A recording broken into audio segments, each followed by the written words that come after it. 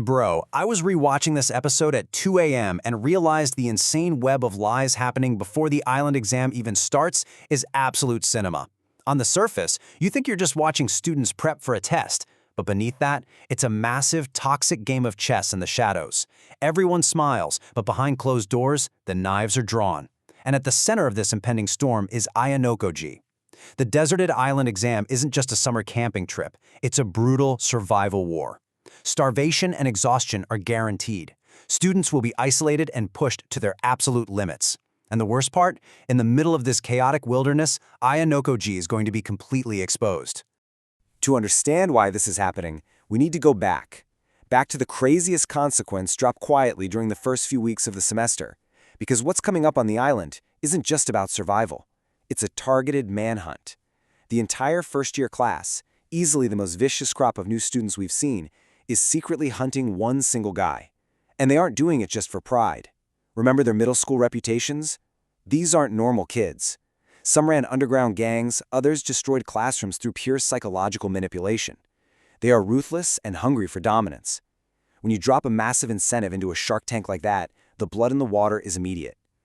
Okay, but let's look at this massive number. 20 million. That is the life-changing point reward offered in a super-secret exam to anyone who can get Ayanokoji expelled before the second term. 20 million private points. In this school, points are quite literally power. With that capital, a student could just buy their way into Class A or completely control the school's ecosystem. But why is the bounty this high? Acting Chairman Tsukishiro and President Nagamo quietly put this target on Ayanokoji's back because he is a systemic threat to everything they control. Tsukishiro is orchestrating a systematic trap from the outside world. He set an irresistible bounty, turning the entire school into a weapon against one student. Now map out the exact vipers sitting in that secret meeting when this bounty was announced. From Class A, you have Osamu Takahashi and Kyo Ishigami. Do not sleep on Ishigami. His quiet danger makes him a terrifying piece on the board. Class B has Takuya Yagami. Class C has Riku Utamiya. And Class D, the real danger, Kazuomi Hosen and Tsubasa Nanase. A chaotic monster like Hosen and a loyal student like Nanase operating as a unified front is terrifying. These are the absolute apex predators of the first-year class. They were all handed the exact same objective: expel Ayanokoji. But here's the thing. Before they can mobilize, reality hits them right in the face. Fast forward to the present. The first years suddenly realize they are stepping into an absolute death trap with the upcoming deserted island exam.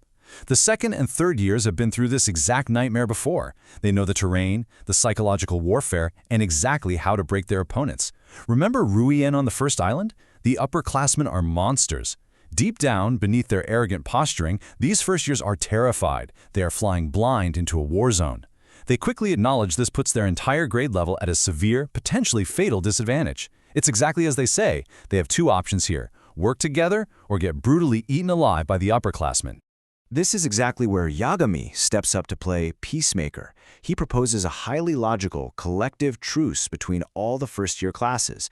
His pitch is flawless. He argues the infighting only matters closer to graduation. For now, as vulnerable first years, they need to abandon destroying each other and focus strictly on survival.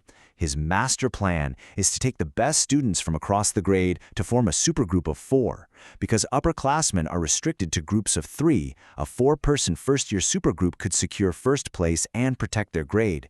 It sounds like the perfect unified strategy. Yagami wears the mask of a caring leader perfectly, but low-key, this flawless logic is just a massive smokescreen to position himself for the ultimate betrayal. But no way. Hosen absolutely crashes the meeting and destroys any hope of a peaceful alliance. The sheer physical intimidation he brings instantly shifts the atmosphere. When Utamiya tells him to refrain from violence, Hosen just smiles and asks what he's going to do about it, threatening to fight right then and there. This single moment costs the first years everything. It strips their pride and completely shatters their only safe strategy. Hosen plays along with Yagami's truce, but with one unhinged condition. Class D gets 2 spots, and he ain't budging. Refusal means dropping out of the talks entirely. It's a complete hostage situation, driven by Hosen's secret belief that he's the apex predator hunting that massive bounty. But the true danger isn't Hosen shouting, it's what happens in the shadows. Out of nowhere, Yagami asks to meet with Ayanokoji privately, with Kushida present, and he just straight up leaks the secret 20 million point bounty to them. On the surface, Yagami plays the disgusted, morally upright student.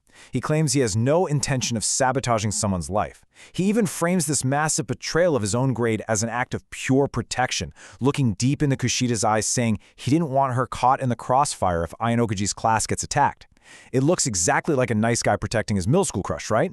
He is playing the psychological manipulation game at an absolute masterclass level. Notice the chilling juxtaposition of Kushida right now.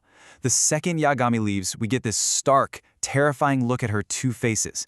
Outwardly, she's blushing, playing the sweet, innocent girl who feels unworthy of Yagami's admiration. But internally, her inner monologue is absolute coldness. She calculates that because Yagami knows about her dark past from middle school, the same past that caused her psychological breakdown, he is a massive threat. Her immediate conclusion isn't to reason with him, it's just, I'm going to have to get rid of him. That sweet smile hides a predator waiting to strike. She wants everyone to think she's an angel, but all she feels is the paranoid need to destroy anyone who knows the truth. This exposes Kushida's overarching philosophy. When Ayanokoji points out that disposing of a student from another grade might be incredibly difficult, Kushida mentally scoffs at him. She operates on this deeply cynical rule. People who think they're smart are easy. She believes overconfident people can be manipulated, led into traps, and completely destroyed without realizing they were played. But how many times have we seen someone underestimate Ayanokoji, only to get completely destroyed? Kushida is walking right into that exact same trap. She coldly includes Ayanokoji and Horikita in her mental list of targets. She reminds Ayanokoji of their temporary truce with a sweet smile. But low-key, she is reminding us of the sheer darkness she hides. She is always plotting her next execution. Meanwhile, the web gets even more tangled. Utamiya and Takahashi secretly approach Ayanokoji with a completely different proposal. Utamiya pitches a plan to strike Hosen on the deserted island, force him to drop out by draining his points, and get him expelled. Why? Utamiya claims it's pure justice. He brings up Hatano, a Class C student recently expelled, costing their class 100 points, an event he firmly blames on Hosen's ruthless tactics. He even offers to pay Ayanokoji out of pocket to eliminate Hosen early. Listening to him, you almost buy it. It genuinely sounds like a grieving, desperate student looking for a strong ally to exact righteous revenge for his fallen classmate. Bro, this is the moment that changes everything. Ayanokoji listens to this entire emotional pitch, reads the room perfectly, and completely flips the script. Utamiya thinks he's playing a flawless role, bringing up the April exam to logically show why Hosen might work with Ayanokoji. But Utamiya makes a single fatal slip. He points out Ayanokoji's injured hands, assuming they're the result of an altercation with Hosen.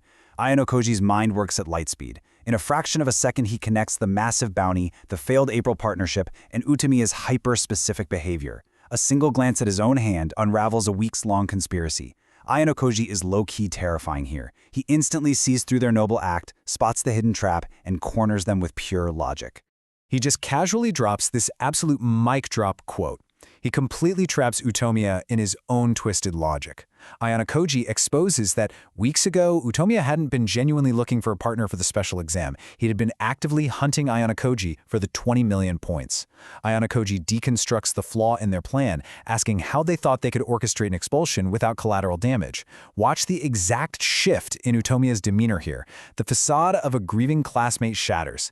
This is the exact moment Utamiya realizes the boy standing quietly in front of him isn't just a target for a bounty. He is an absolute monster who sees everything. Caught completely off guard, Utamiya is cornered and forced to confess the real truth. They didn't withdraw from hunting Ayanokoji in April out of some moral awakening or because they felt bad for him. They backed off strictly out of fear. They realized that if they actually succeeded in getting Ayanokoji expelled, they could never keep it a secret. The payoff of 20 million points simply wasn't worth making a permanent blood feud enemy out of Ayanokoji's entire class. It was pure, cold math.